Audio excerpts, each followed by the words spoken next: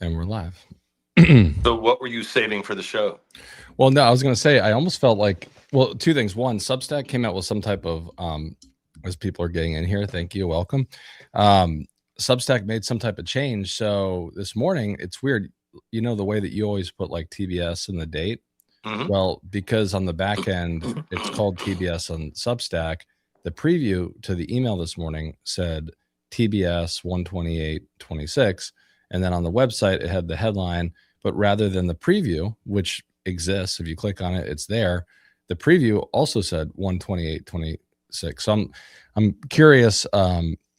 There's another piece of the story, but one, I'm curious. It made it look like we used to back in the day. That's how we always did it, inadvertently. But then I was like, so like all over the place trying to figure out why is it doing that.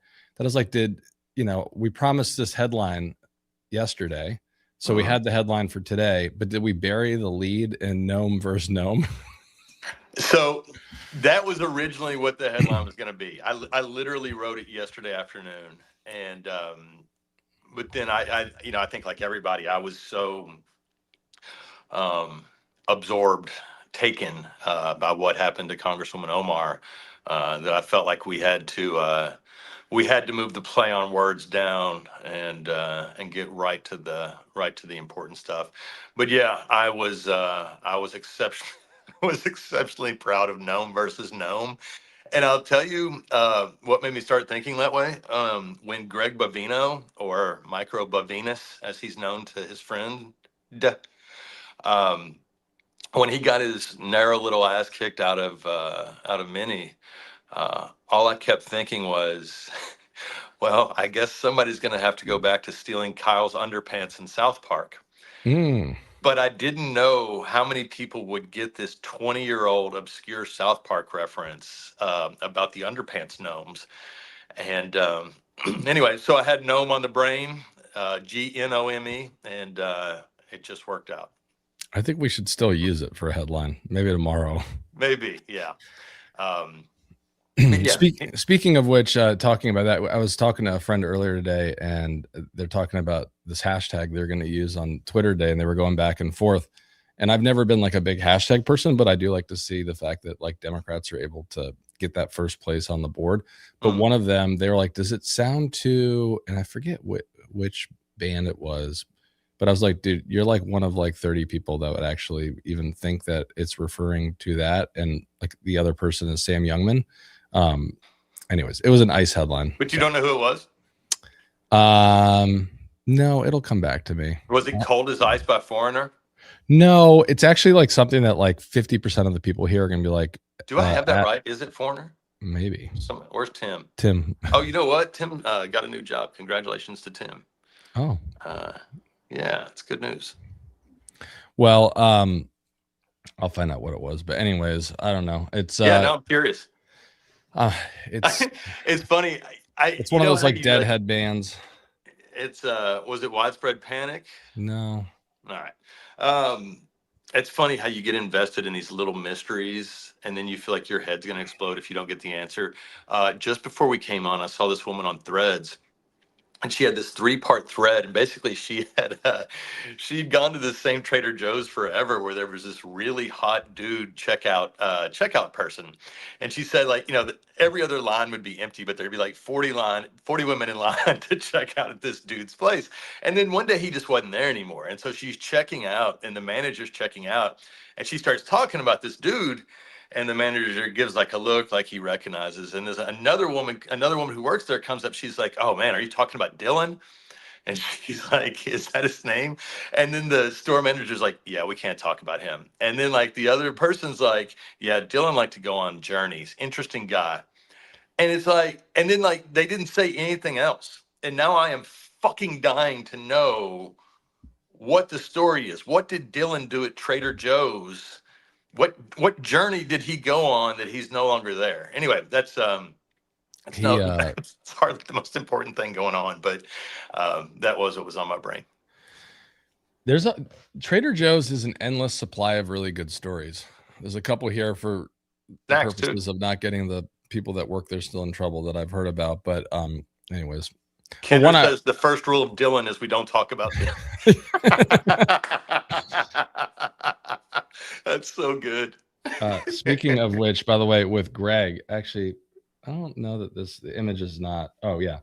Let me just pull this down. I don't think you can see images, but somebody Googled what is the world population. I think I texted this to you, and I was just dying over it. It was like 8,127,382,102.5.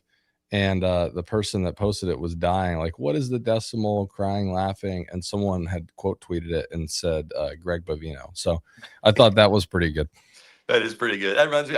One of my old jokes that I use is when I'm telling people how many presidential campaigns I covered as a reporter, I say I covered 3 1/4.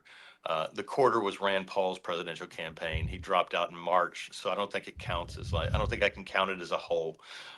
And Rand, for his part, is pretty much a quarter of a person too. Although I got to say, man, he's at least pretending to be a libertarian right now. Yeah, it's interesting. Calling out the illegal strikes in Venezuela, calling out the murders ICE has committed in Minnesota. Yeah, I know. I almost want to swap his little punk ass for Fetterman. I'm not there yet, though. Getting there. Uncle Fester. A couple people in the comments, very nice, Chris and others, asking about the baby boy Brooks is doing very well. And so is Allie. So thank you. Are y'all getting any sleep? He's like really just kind of, if Allie's watching right now, she'd be like, Adam's getting sleep. I need to step up a little more. but he's really just kind of like cute and quiet right now. I'm sure that'll change. But unless he needs a diaper change, he's just like he's kind of the opposite of Paxton. Paxton was just kind of like wild, you know? You're changing diapers, right? But who knows? Oh yeah, of course. All right. I'm trying to save you from my last text message was, hey, just so you know, I'd like to give you a break after I get off with Sam here. That's nice. She said that'd be wonderful. So you're putting that on me? So you're being a neglectful father because of me. I'm hoping Sam winds up early today. No, I'm kidding. No, there were reports my own father blamed me too. There were reports being like on my Ring app and text message, all that. ICE has started showing up here in Seven Corners, Virginia. It's where Falls Church, Fairfax, and Arlington all meet. I think there actually is Seven Corners, which is why it's called that. But apparently they were seen just throwing people to the ground, kicking them outside Home Depot, arresting people, and I haven't heard any reports of them in Seven Corners. So it's kind of interesting because, you know, Spanberger, when she took office, one of the first things that she was working on was, you know, basically making sure that there was not going to be that relationship here with ICE. And I don't think that's true, man. I don't think she did. It was one of the first executive orders she was supposed to sign. I don't think it was, man. Our guy at Bolts Mag said she never actually signed that. I don't know that it's been signed, but it was supposed to be one of the first things that she did. So we'll have to hold her to account if that hasn't. No, they're going hard in LA right now. They're going hard in Harlem today. I saw. I mean, the reality is the country's being terrorized by these thugs, and getting rid of Bovinus, you know, that doesn't change anything. It doesn't solve anything. And you know, I know I'm always so hard on Democrats, and I think Tim Walz seems like a really nice guy, and I cannot imagine how you could look at Tom Homan and say, now there's a professional. There's a guy who knows the difference between right and wrong. I'm so fucking sick of being in a party that wants to shake hands with fascism instead of wanting to fucking destroy it. Let's see. And you cut out for what? You cut out. I cut out. Well, now you're frozen. Can you hear? Can anybody hear me? Yeah, I think so. Or maybe it was me. See, you jinxed us when you said, "Look how early we are." Is it me that's frozen? I know. Everything is working just perfectly. We're having some existential Yeah, I crises. think that's right on the Walls thing. I mean, look, I get like there's like there's a delay. I think. Oh, that's fun. What we gonna do, man? We're just going to pretend that we're on cable TV. Keep going. I mean, you know, it's sort of like the same thing with Gretchen Whitmer going to the White House. Like, you know, you appreciate that these folks put the people they serve first. Like, that's not lost on me. But I disagree on how they're doing it. Like, I don't think, you know, making a truce with the fascist scumbag who's murdering your people is the way to go. I think you resist until you've won. You don't wave the mission accomplished banner just because you got one Nazi out of there when there are more Nazis left behind. It's I don't know. It worries me. It's you know, I kept wondering why there weren't more Democrats in the streets with the people.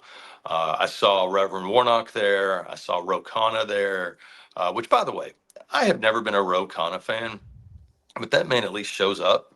And by showing up in Minnesota, he definitely won some kudos from me. Um, but it's just, I mean, we are in, I mean, to use the word, we're in an existential battle right now. We're in a war. And it's just, it's frightening how few of our leaders seem to really understand that. It's, yeah, I don't know. I worry about it. Because I know how bad I want to fight back. I know how bad the sexy patriots want to fight back. And the reality is, we can protest, we can boycott, we can whistle, we can record, we can do all the things that we can possibly do, put our bodies on the line, but we don't get a vote in the Senate. We don't get a vote in the House. We elect people to do that too for us. And they need to be fighting every fucking bit as hard as the people who are out there in freezing ass weather. I mean, think about it. Schumer didn't lead. Nothing Schumer did, nothing Jeffries did, led Trump to blink in Minnesota. It's what the people did. It's what the people of Minneapolis did, getting out in the streets. After Trump murdered one of their people, they came back even stronger. Even more people were out there, cold as hell. One report I was reading, his pens froze. The ink in his pens froze. It's Adam Serwer. He wrote a piece for The Atlantic. Wow. It's fantastic. I should have put it in the newsletter. Adam is great. One of the things I love is Adam embedded with some support folks with some ICE patrol in Minneapolis. And, you know, you love it because these are everyday people, right? And like one of them is a biologist who goes by the handle Green Bean. And it's really funny because Green Bean is talking about how they basically follow and, you know, harass these ICE scumbags. And at one point she says, yeah, they're actually huge pussies. And I was just fucking dying. I'm sitting there reading this story in the Atlantic, and I get to that quote, and I just started dying. And it's perfect. It's exactly the truth, right? Like, the real strength is Alex Pretty. The real Right. masculinity is Alex Pretty. It's not Joe Rogan. You know, it's not some roided out douchebag in a podcast studio. And anyway, my point was, it ain't us. The action that's happened, it started from the streets, and eventually Democratic leadership caught up. It wasn't the other way around. And I think we do well to remember that every time we're looking at a poll to decide whether or not we should speak up on something. And that's how it always is too, on anything that we're talking about, right? Well, you and I have always said the best ideas come from outside of DC, and it's the same thing with, you know, Courage. the DNC. Yeah, courage. I noticed one of the comments on Substack, actually here on YouTube as well, from Kendra, is Jeffries and Schumer should be there, and obviously, I think Jeffries has been better on some stuff. I think Schumer is long past his time, but they're not there. Well, you know, and we got to see the honest, fighter that Omar was. I mean, but let's be honest. Do we really want Schumer there? No, I don't think so. I mean, I just we want to see him there, but we don't. Well, I mean, it's like, remember when he was in fucking dashiki robes? I mean, it's like he's almost a political liability. He is a political liability. He's so bad at this shit. Like, I feel like the second he shows up in Minneapolis is when people stop taking it seriously. You know what it reminds me of is when Merrick Garland went to Ukraine. I don't remember that at all. Yeah, you and I were like, "Are you fucking kidding me? We got all this stuff going on back here, and you're in Ukraine." Yeah. We appreciate it, but like we got some serious shit back at home. Yeah. But now, you know, we know exactly why he had time to go to Ukraine. Yeah, right. Because he wasn't doing dick else. Yeah. Yeah, I don't know. I guess my message to elected Democrats is this: if you like your job and you want to keep it, then you better be fucking listening to what those people in the streets are saying, and you better fucking find a way to show support, solidarity with them. I was thinking about the other day. I've mentioned before that I was out. Remember Kim Davis, the fugly clerk in Kentucky who went to jail for not issuing marriage licenses. And I've talked about that a lot because it was a day for me. It was a hard day for me. I was there outside the jail with all these bigots, and So you were still reporting oh at yeah, that yeah, time there? Oh, yeah, I didn't yeah. realize that. I was a reporter for the Lexington Herald Leader, and I was a correspondent, contributor for the Daily Beast at that point. Because it And feels like all of that was just yesterday, you know? well, not to me. It's whew. um, but it was, one of the reasons I've talked about it so much is because it was a hard time. Like all these, bigots were wearing like Kentucky Wildcat shit that like I would wear, and it's just a hard thing to be ashamed of where you're from. Even if it doesn't last forever. But I was thinking about it yesterday. Ted Cruz went and visited her in jail. Mike Huckabee went and visited her in jail. Hmm. These were presidential candidates who knew exactly where their fucking base was. Now, their base deserves to burn in hell. Some truly scummy people out there, but they show up for their people. They don't treat them like a nuisance. They don't treat them as a political liability. They don't send out, millionaire bankrolled centrist to shit all over them. And I just think, the person who's going to win in 2028 to me is the person that's ready to get in the fucking streets. But that's a long way away. Yeah, well, and that's something we've talked about so much, which is I'm gonna stand up for a second. it's okay.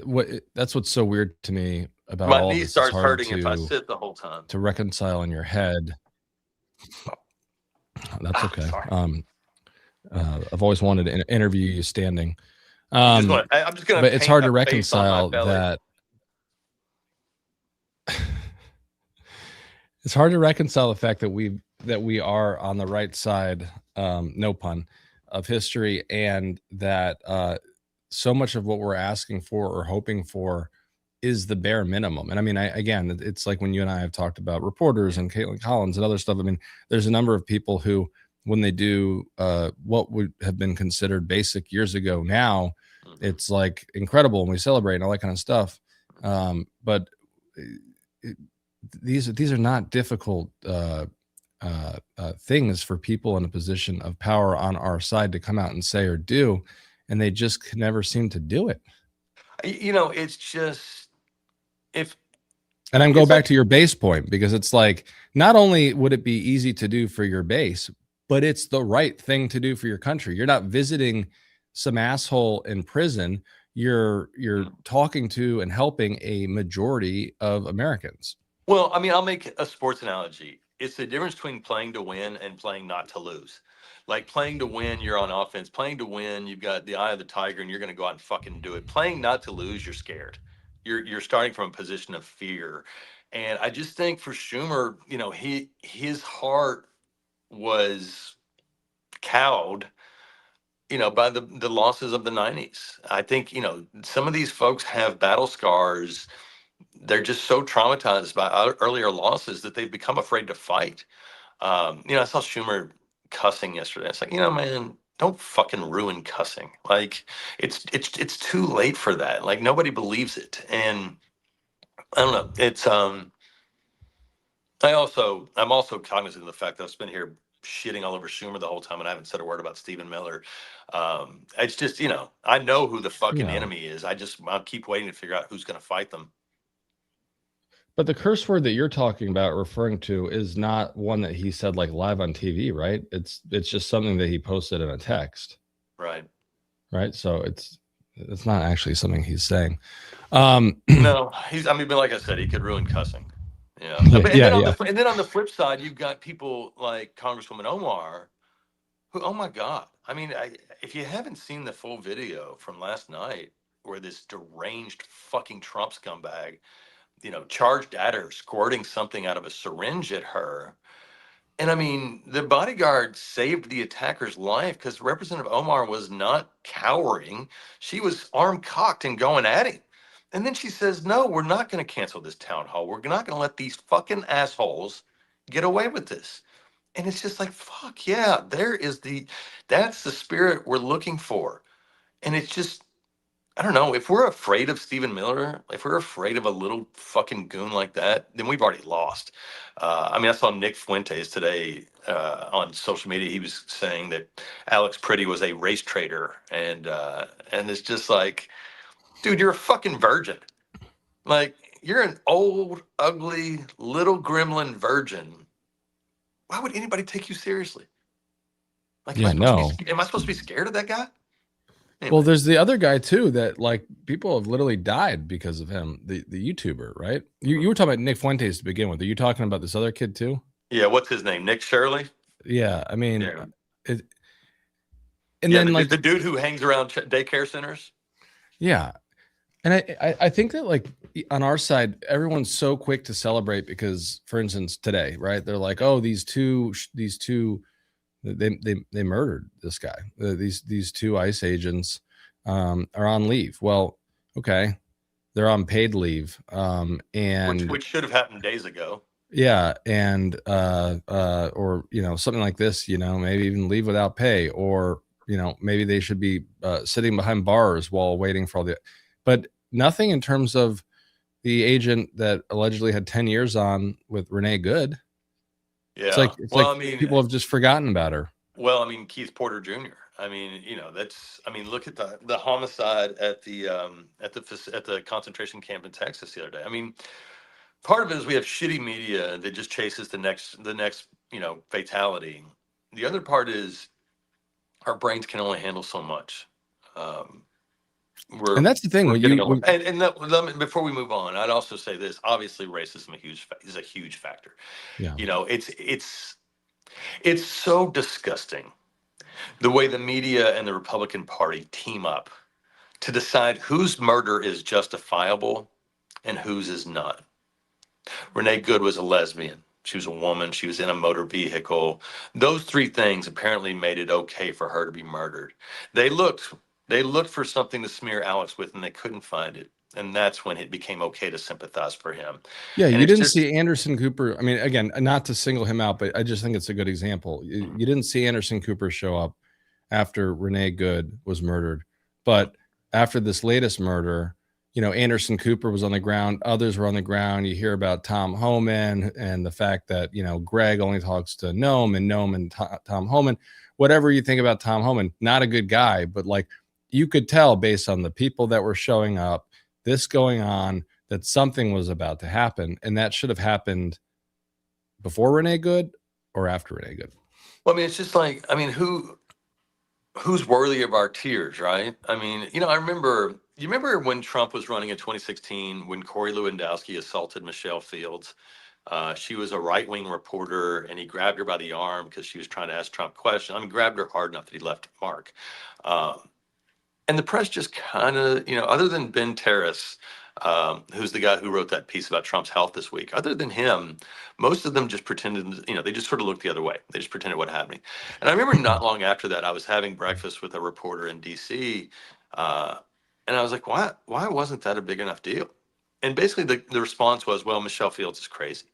It's like, okay, but she still got grabbed, right? She still got assaulted like you saw that happen, right? Yeah, well, it's just, it's sickening the way our media decides who counts and who doesn't. And it's just, I don't know. I mean, look at Omar, look at the coverage of the assaults on Omar and Frost, which, by the way, there has been no coverage of Frost. And then compare that to any time somebody looks at a Republican funny. I mean, how many times did Jacob Fry get asked if he shouldn't use the F word? Right. And then Randy Fine can go on television today and say that Representative Omar got what she deserved. Yeah, I know. And the other thing is there's nothing fun about that motherfucker. Yeah, exactly. One, Ben Terrace is an incredible reporter. I totally agree. One of the best. I mean, he does obviously a lot of long form, so we don't get to read as much because sometimes it'll be like 3 months or a month. But one of the best. The Randy Fine piece, he's on Newsmax, and Newsmax basically offers him a layup again, right? They're like, we may not disagree, we may not agree with her much, that kind of stuff, but like, isn't this unacceptable? And he's like, no, I want her deported. Yeah. I don't know if this is true, but I've heard that the White House had to send a cease and desist order to Randy Fine because he kept sending his large skid marked underwear to Trump, begging, it's just some weird fetish of his. And I don't know, man. I think that the only surprising thing here is that Trump didn't accept them. Stephen Miller did. Yeah, I don't know what he's doing. I don't know what he's doing with them, but yeah, Randy ain't so fine. Yeah, fuck that piece of shit. Yeah, just a terrible guy. And By also, the way, I made that up. I know, I almost As far as I know, I made that up, but it does seem like it could be true, right? feel like I've heard that before from someone. Yeah. I don't know, maybe you. Throwing his massive panties at the president. It's really freaking everybody out. His skid marked panties. The other thing too is even when the media, it felt like they were starting mainstream to kind of get this latest murder right.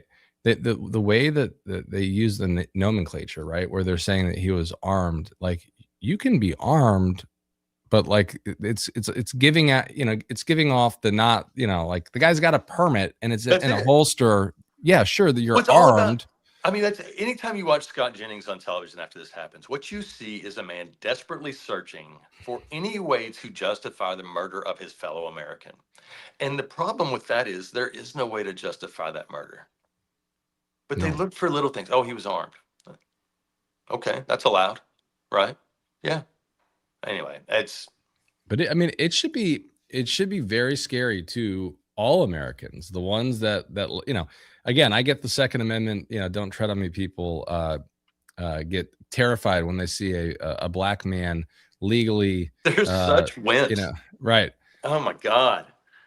But it doesn't matter what the color of your skin is. Just think about that for a minute. You've got a permit, it's holstered, and they took it off of you and murdered you from behind. I mean, well, let's be honest. The reason so many people care about this is because it happened to a white guy. Right. And you and I have said that a bunch of times. Black guy, it's called Tuesday.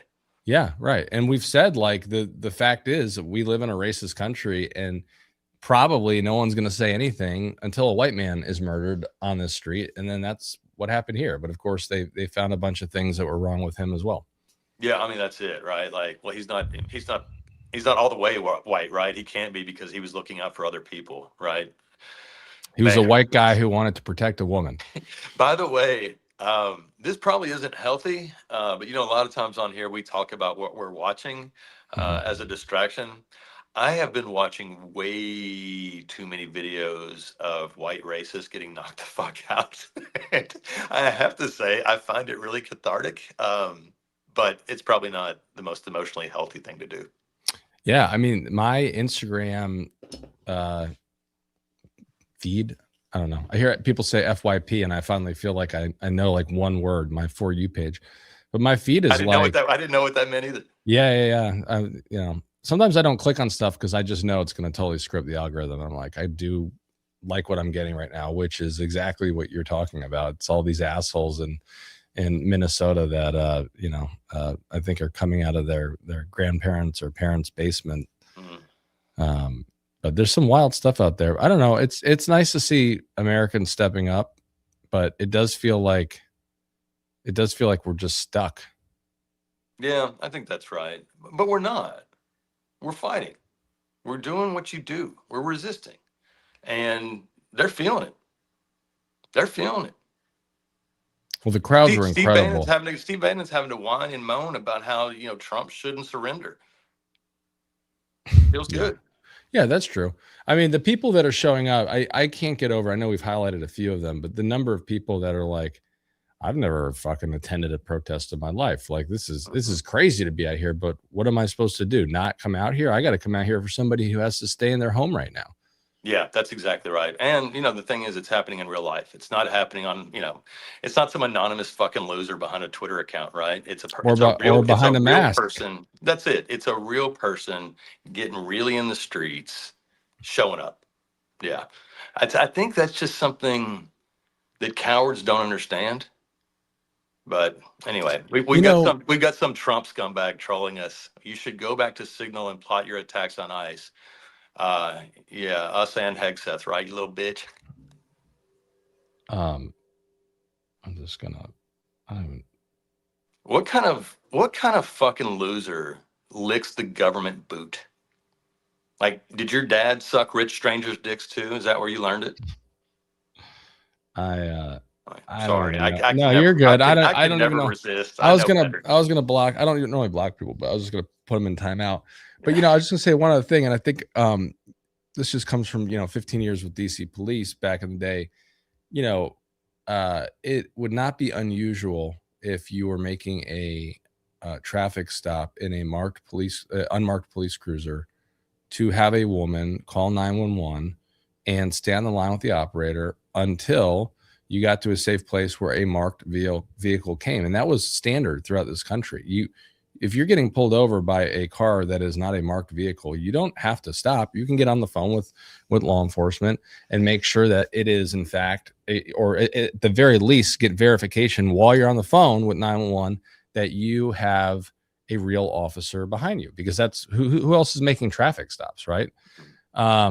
And the fact that we've got rental cars, with police lights plugged into cigarette lighters that still exist in cars, and people with masks over their face, no identification. A badge means nothing. Any law enforcement officer knows that, right? Herschel Walker had a badge. Yeah, I mean, and someone, and again, a badge only goes with an ID. You got to have an ID. And HR 218, House Resolution 218 it talks about everything, including retirement when it comes to weapons and identification, all that kind of stuff. You have to get recertified. You have to shoot multiple times a year. But you just got again, they may be who they are, but you can't make traffic stops out of a rented minivan with a police light and a cigarette lighter with your face covered with no it's basically the fucking uniform. douchebags. It's the douchebags from Charlottesville saying, trying to be Eric Cartman and say, respect my authority. I mean, it's not real law enforcement. It's just a bunch of thugs. And I think that's where we're going to see more of a split. I thought we would see a bigger one, or some of this come to a head. I thought we'd see a bigger one after January 6th when you had Michael Fanone and others. Mm. But what if anything, it really just highlighted the trash that was still existing within these departments, right? Like you had a lieutenant with DC police that was indicted for coordinating with the Proud Boys and so forth. But the good folks that are still left, this is not, they went through a 6-9 month academy. They have real world, real street experience. They know how to conduct a traffic stop. They still shoot on our innocent people. That's true. There's going to be just shitty people in every single profession. But I think there's a lot of good people out there that are focused on community policing and so forth. But it's just a draconian, broken system all around. And it's the local police departments are getting even worse because of what ICE is doing. I mean, they're not able to rush to actually help that person who has a real emergency or is getting robbed or just had a stroke because they're cleaning up this other mess. Yeah. Well, I mean, policing, grocery prices, whatever it is, there's nothing that Trump is not making worse. I mean, it is. I keep waiting for just one White House reporter to ask, what do you say to people who are sick of the chaos? And he would say, what chaos? And that's your chaos. But I also think they feel the same way. Like, to them, it's just fun. Like, it's just adrenaline nonstop. It's a book a year from now. It's more money. It's more clicks. But I think to most Americans, everybody's on edge. Everybody's fucking sick of this. And it's, man, it doesn't feel sustainable, does it? I mean, how do we do this for another 3 fucking years? It doesn't feel sustainable. I think that obviously he could be slowed in his tracks quite a bit if we win the House, but we don't have what we need there. But well, I don't know. I mean, let's find out. Let's win and find out, right? I mean, it's because it's a lot scarier to think about what happens if we don't win. It's man.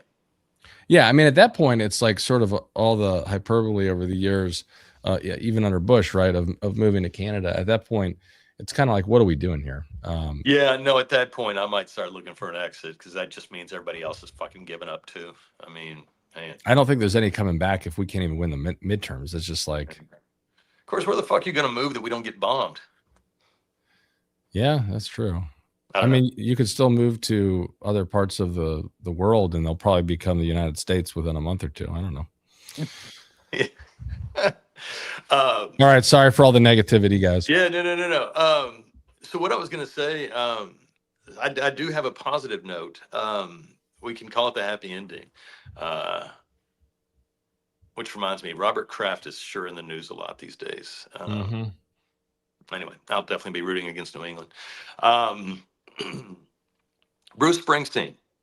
You know, I've said before, I was never like the hugest fan. I was going to say, I'm surprised that you're bringing up. No. I've always respected his game, but I've just never really felt all that connected with him. Other than, you know, I love The Rising after September 11th. Streets of Philadelphia was a great song and a powerful movie. What this man did was he wrote a song on Saturday called The Streets of Minneapolis. He recorded it yesterday and he released it for free today. And it is powerful. It is a beautiful resistance anthem. Billy Bragg, the British musician, has done the same. And I just saw that Tom Morello from Rage Against the Machine is going to do a concert in Minneapolis. So yeah, man. You know, one of the things I've always been kind of disappointed about is that the rise of fascism in America hasn't produced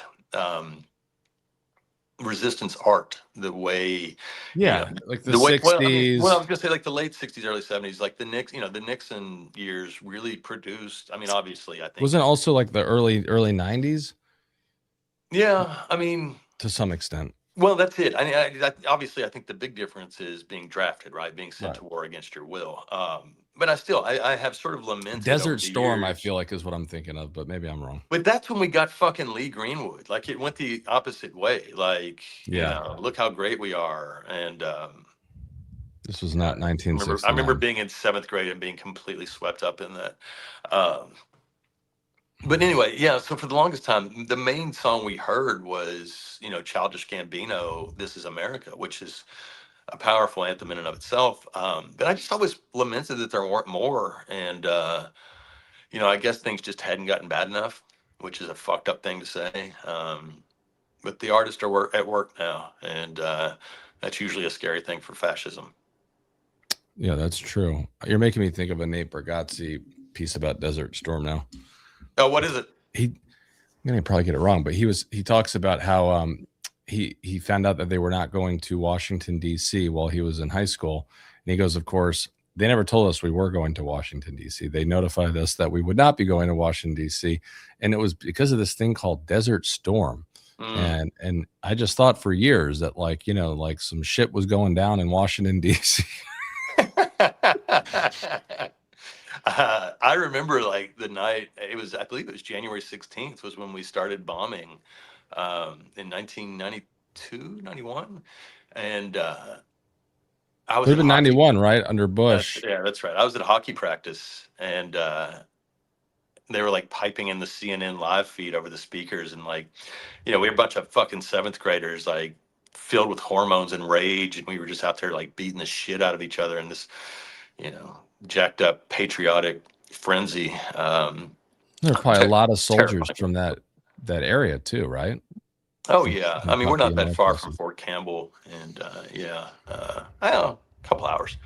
But anyway, Bruce, the boss, has got me feeling optimistic. The people of Minneapolis have got me feeling optimistic.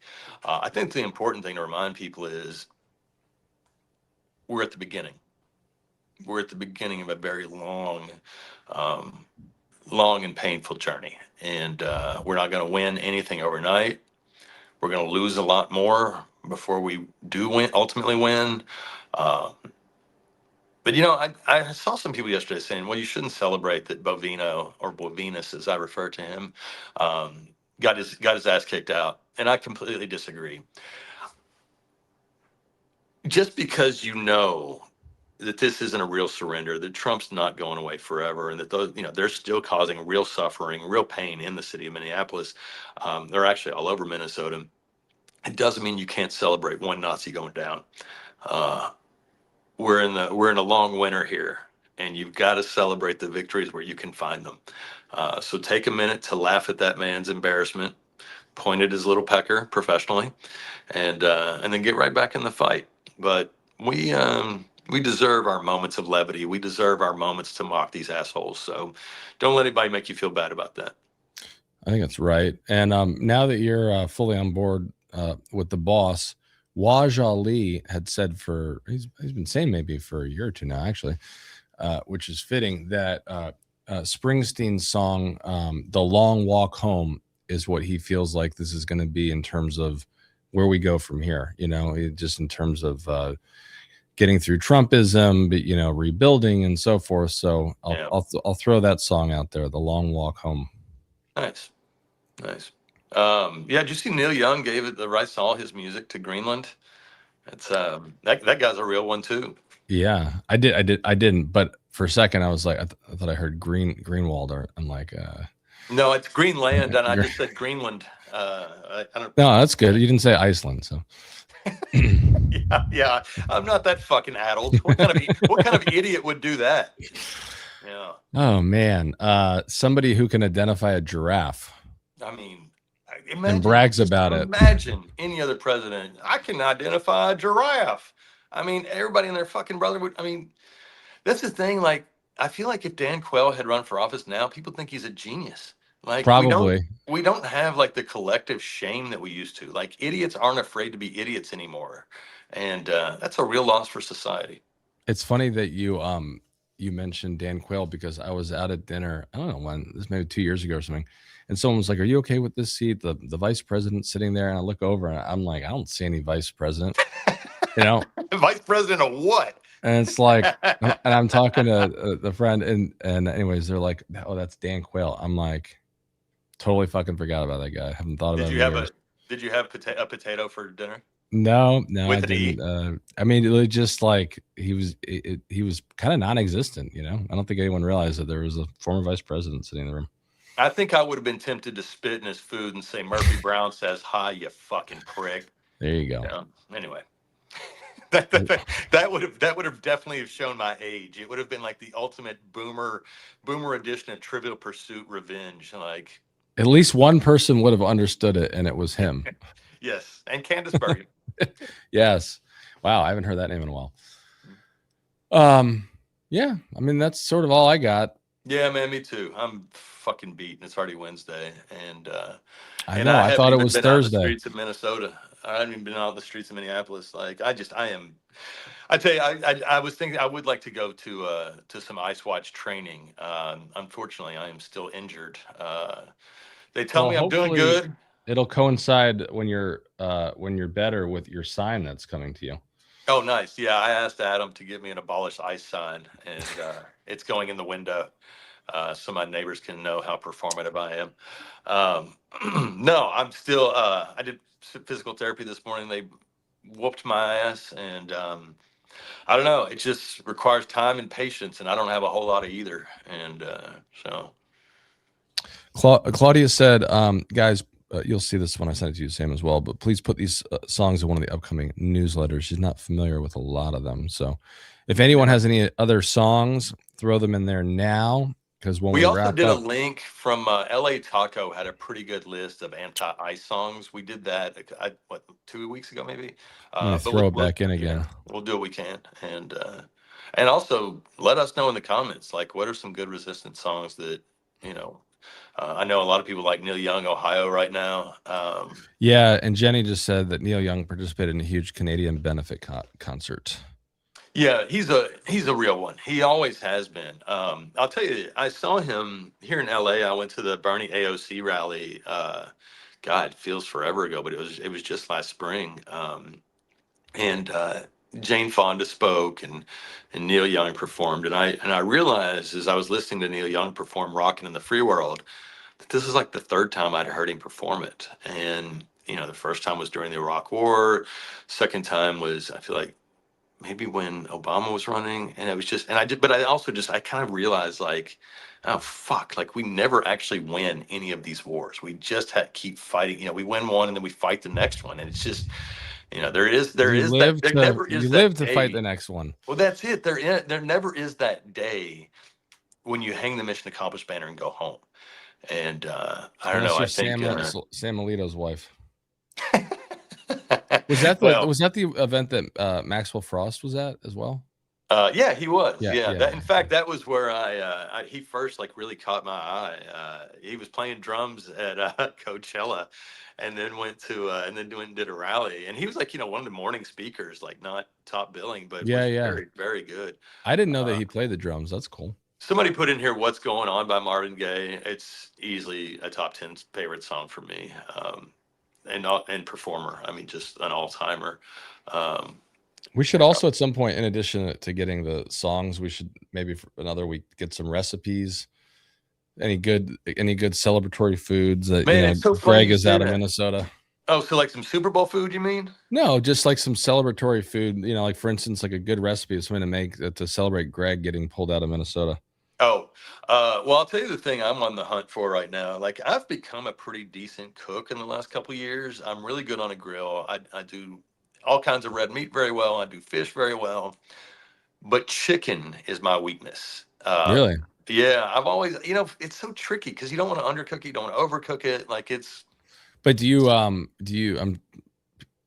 people have better ideas than me, but do you like soak it in some like water with salt before or anything like that? well, that's what I'm saying. I don't really have a method, and That's I'm the trying to key. find That's what one I do. out. Yeah, I've actually been like doing some internet research to find like the easiest way.